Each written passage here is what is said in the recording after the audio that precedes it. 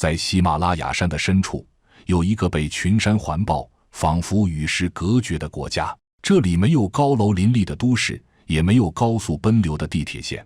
人们穿着古老的民族服饰，早上念经，傍晚煮茶，生活节奏仿佛定格在20年前。你很难想象，在这个面积不到4万平方公里的小国里，一碗面只要2块钱，一碗民宿只需2块人民币，10块钱足够一家人吃上1星期。这个国家叫做不丹，一个看上去很穷却号称全球最幸福的地方。它有很多外号，最后的香格里拉，地球上最干净的国家，也有人称它是用阳具做吉祥物的国度。在这里，阳具图案会出现在每栋房屋外墙、每扇大门门楣，甚至每一间寺庙佛殿中，而诵经声飘荡在山谷之间，从日出到深夜，从不间断。不丹的 GDP 不高，人均年收入大约3180美元，但他们从不以财富为骄傲，而是把快乐写入了宪法。早在1972年，17岁的第4代国王便提出了一个令全世界侧目的概念——国民幸福总值，明确表示，我们不追求 GDP， 我们要的是微笑。于是，在这个国度，没有红绿灯，没有军队，且全民医疗免费，孩子们免费读书直到高中，医院开刀也不用掏钱，甚至砍一棵树的罪行比偷一头牛还严重。然而，这一切的背后是一种极端自我保护的国策。不丹不接受自由行，每位外国游客每天必须缴纳200美元的幸福入场费。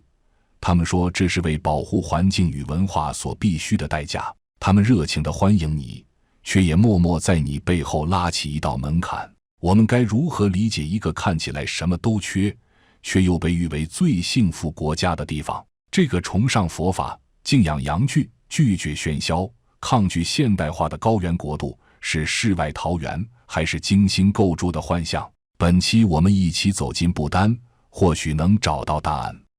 要理解不丹的当下，就得从它脚下的土地和过去的历史说起。不丹全称不丹王国，是一个面积仅有38394平方公里的内陆小国，三面与中国西藏接壤，南边连接印度。它地处喜马拉雅山脉的东南麓，大部分国土都埋藏在海拔2000米以上的深山峡谷之中。站在不丹的山谷俯瞰，你能看到森林一眼望不到尽头。根据不丹宪法，森林覆盖率不得低于 60%， 而如今这个数字已经达到惊人的 72%。 更不可思议的是，它是全球唯一一个碳排放为负的国家，也就是说，它吸收的二氧化碳比它产生的还要多。这是一个拒绝现代化扩张的国家，它的首都廷布没有红绿灯，全国没有一根铁路，村庄之间靠的是崎岖山路，村民仍靠牛车和双脚前行。因为地势险峻，建设成本高，不丹人索性选择了不建。对他们而言，保留自然、敬畏山神，远比修一条高速公路更有意义。走在不丹的街头，恍惚之间你会以为自己穿越回了20年前。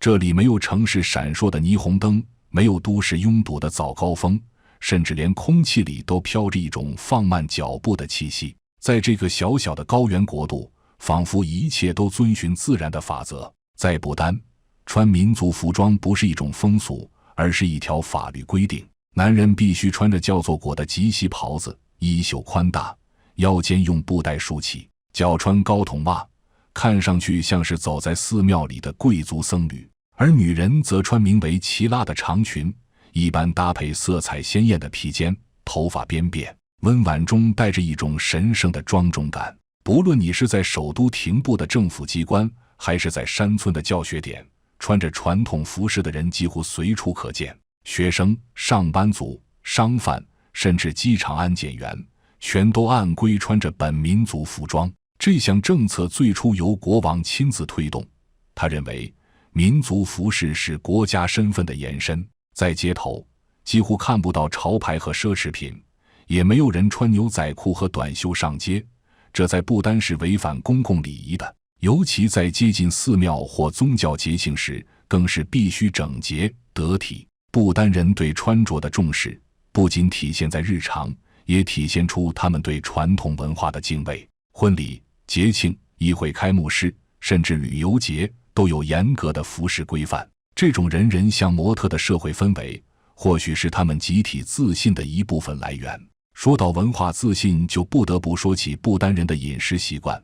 有一点必须强调，这里的人视辣如命，堪称亚洲辣度天花板，这与中国四川、湖南不相上下。如果你以为辣椒只是点缀，那就大错特错了。在不丹，辣椒不只是调料，而是堂堂正正的主菜。他们的国民菜叫做辣椒奶酪炖菜。这道菜做法简单粗暴，大把大把的新鲜青辣椒或干红辣椒，搭配本地奶酪和黄油，小火慢炖成糊状，然后大口配米饭吃下去。初来乍到的外国人往往一口就败下阵来，不丹人却能面不改色大口吞下。屋顶上晒辣椒是不丹村庄的一道风景线，无论是城镇还是乡村，家家户户都会将红彤彤的辣椒挂在屋檐、窗台，成堆成片的晾晒，形成一幅艳丽的辣椒瀑布。除了辣椒，奶酪也是不丹料理的灵魂。马铃薯奶酪、蘑菇奶酪同样常见，每家都有自己版本的奶酪系列，有的更奶香，有的更辣口，但共同点是重口味。由于佛教信仰的缘故，不丹长期禁止屠宰，因此肉类极为稀缺，许多肉类要靠进口。一些民众甚至几十年没吃过一次新鲜猪肉，但即便如此，不丹人依然吃得满足。不丹的房屋建筑则像极了童话世界里走出来的场景。城市建筑限高不得超过寺庙，每一幢楼都统一藏式风格，白墙红岩，窗框雕花，屋角装饰着彩绘图腾，有的屋顶上甚至飘着经幡，风一吹，整座房子就像会念经。在农村，住房则更加原始，大多是木石结构的2层小屋，有的仍用茅草覆盖屋顶，雨天滴水如注，冬天冷风穿骨。尽管如此，村民们依旧乐观。最令人啧舌的是价格，在不丹山间民宿，一晚只要2元人民币，听上去不可思议，但对不丹人来说，这已经算是一种生意了。而那些高端酒店，动辄一晚几千元，专供外国游客和富裕藏民。住房审批也极为讲究环保，比如要建新房，必须先种与宅基地等面积的树木做补偿，而一旦私自砍伐森林，将面临比偷窃还严重的法律后果。不丹还是全世界唯一没有红绿灯的国家。是的，你没有听错，连首都廷布都没有交通信号灯。在市中心路口，只有一个戴着白手套的交警站在岗亭里，用夸张肢体指挥车辆。司机们对此早就习以为常。为什么会形成这样特别的生活？这就要提到不丹最重要的文化——宗教。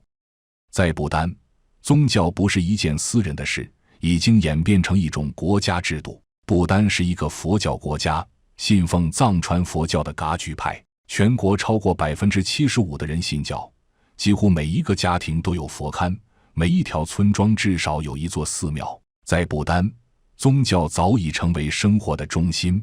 你走在廷布街头，会看到穿着红色僧袍的小喇嘛们在街边排队吃面，有人笑着给他们递上芝士饼干。在公交站，一位老奶奶手持转经筒站着念经，一转就是一下午。寺庙不仅仅是宗教场所，更是教育中心、医疗中心和地方行政中心。在很多偏远山区，寺庙是唯一的多功能服务点，有老师，有医生，有和尚，甚至还有播新闻的收音机。尤其是那些修建在山巅的宗教圣地，更是藏传佛教的精神堡垒。比如虎穴寺，它就挂在海拔3120米的悬崖上。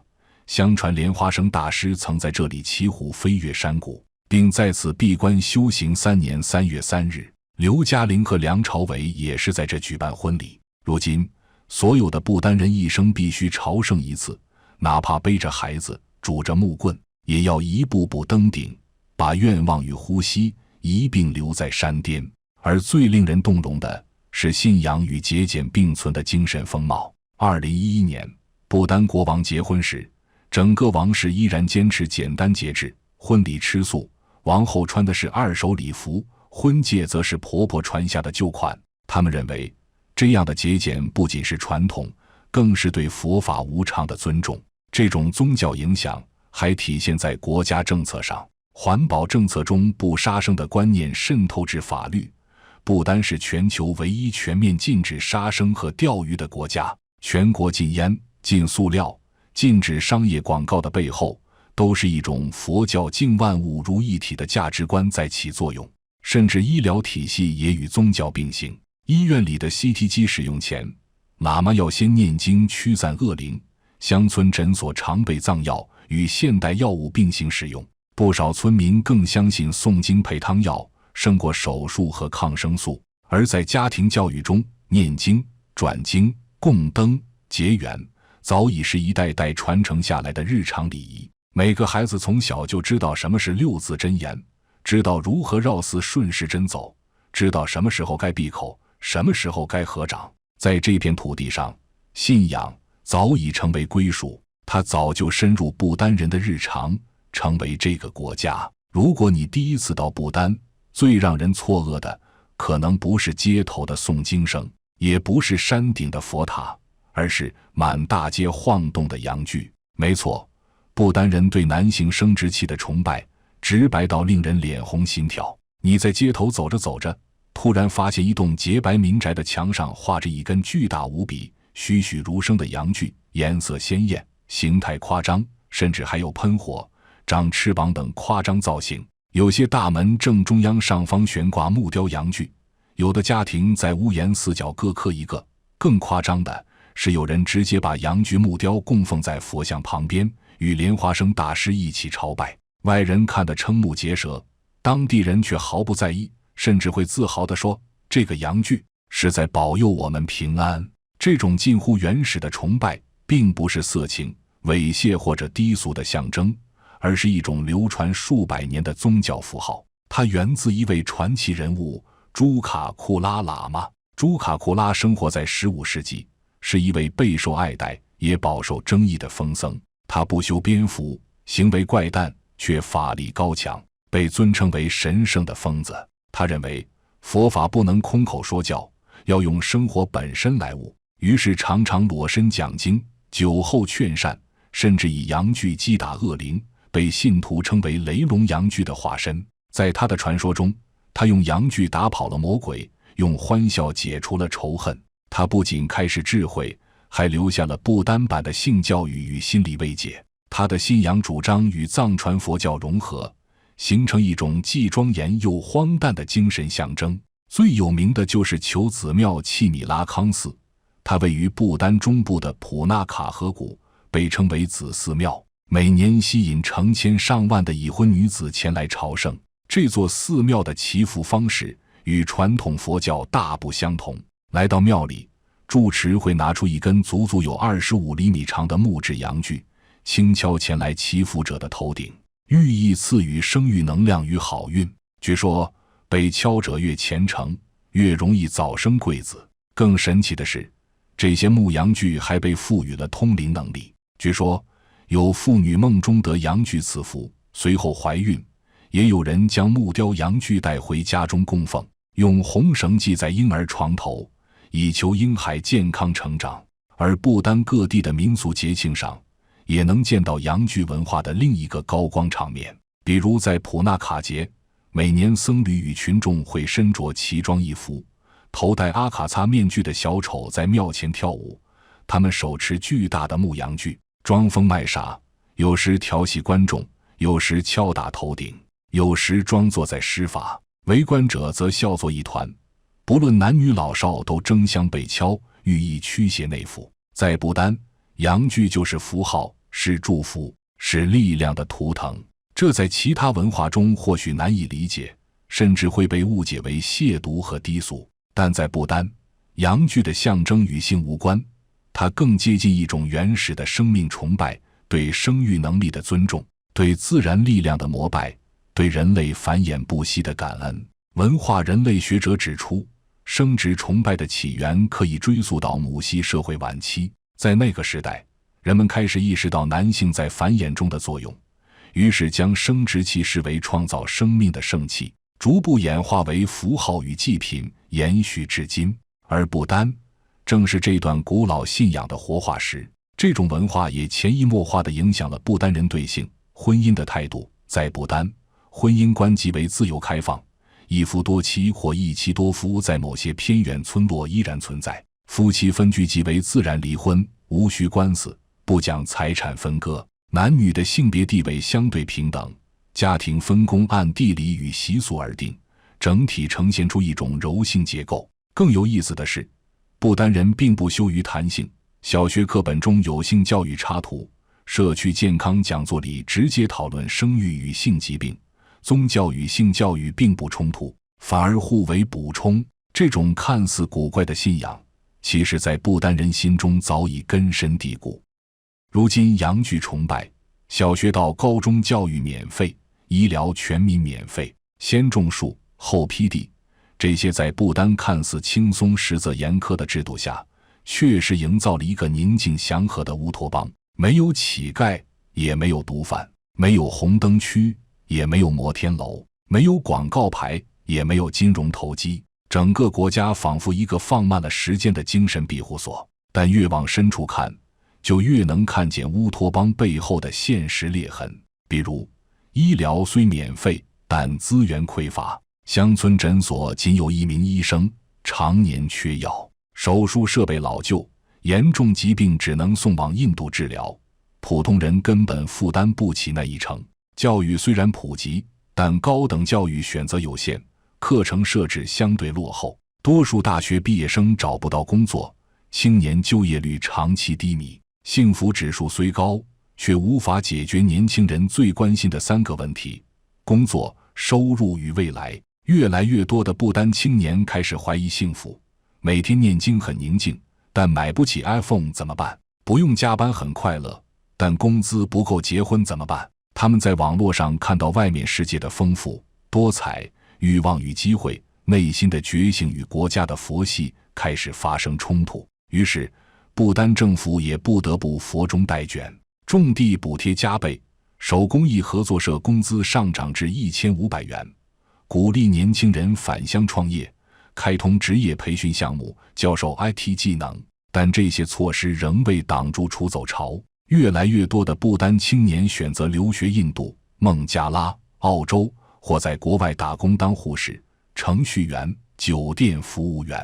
有人甚至悄悄换上印度 SIM 卡，在社交媒体上追网红、看穿搭，在深夜的网吧用1个小时30元的价格体验另一个世界的流行与可能。这种反差正是幸福指数最有张力的部分，它是真实的，但不是万能的。不丹人不是没有欲望，只是他们被教育要把欲望转化成满足感。他们只是被告知少选择是一种幸福，但对于下一代来说，世界的快速发展正在冲破这一闭关锁国的幸福泡泡。你可以说不丹选择了慢，但世界在快进。你可以说不丹拒绝消费主义，但年轻人早已窥探世界之外的欲望。于是一个尴尬的局面浮现出来，幸福让不丹成为全球羡慕的榜样，却也让年轻一代感觉被困。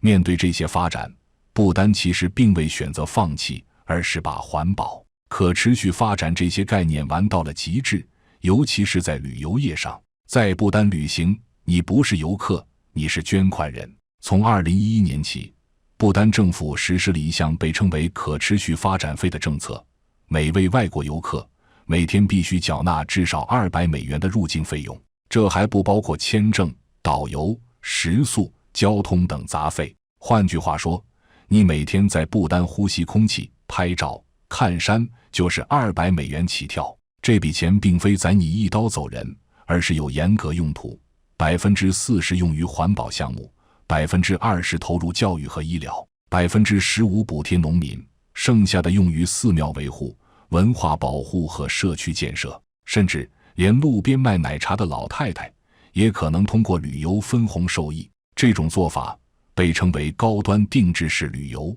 不丹政府的理念是，我们不追求游客数量，只欢迎真正尊重文化和自然的人。听上去很有骨气，但现实是，这让不丹成了全球最昂贵的旅行目的地之一。你无法像背包客一样穷游不丹，也不可能说走就走。你必须通过官方认证的旅行社提前规划行程，雇佣导游，预定食宿，行程受到严格监管。如果你想自由行，抱歉，不丹不支持。就算你财大气粗，没有当地导游陪同，依然无法获得入境许可。而游客进入后，也会感受到一种隐形的监管。在寺庙拍照需额外付费，丢垃圾会被导游严厉警告，询问僧侣拍摄强化、触摸法器都需征得同意。像在夜晚外出闲逛，对不起，商铺5点全关门，街道一片寂静。但这一切并未削弱不丹的吸引力。2023年，不丹仅接待6万名游客，人均消费却高达$1500，是马尔代夫的3倍。虎穴寺、帕罗宗、普纳卡杰等著名景点依旧人气旺盛。游客最爱的纪念品是一种由独狼草树皮泡制3个月后手工压制而成的粗纹纸，一张 A4 大小，售价可达50元人民币。别以为这价格太狠，这纸张柔韧耐写，传统技艺加持。有些人专门跑来就为带一包回去做信封。而另一项贵得离谱的禁忌则是石头。不丹明令禁止游客带走任何一块鹅卵石或山石，海关 X 光机会特意扫描背包中是否有地貌物品，一旦查出你私藏石块，罚款起步5000元。原因很简单，这些石头被认为是神居之地的一部分，不能破坏，也不能带走。不丹人对文化的敬畏和对自然的敏感，在旅游行业中得到了最大程度的体现。当然，这种严格制度也带来了负面声音。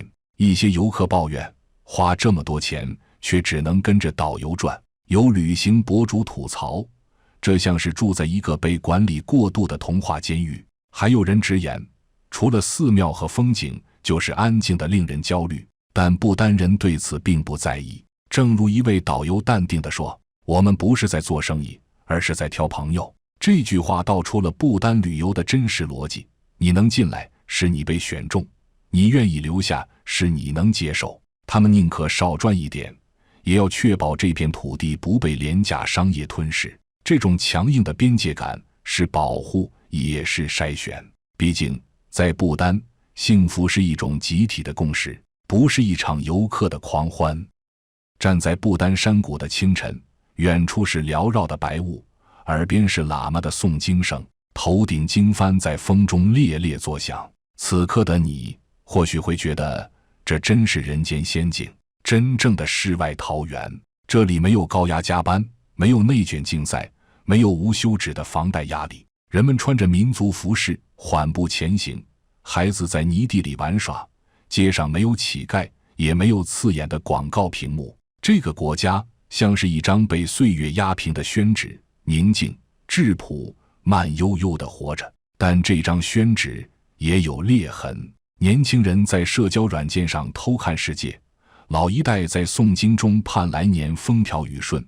山路依旧难行，医院依旧缺药，信仰虽不衰，现实却在悄然崩塌。你羡慕不丹的慢，那是因为你还没在这里生活1年；你崇拜它的纯，那是因为你还没经历一次求职失败、病痛无医。它很好，但它不完美。它是桃花源，但也藏着不为人知的滤镜。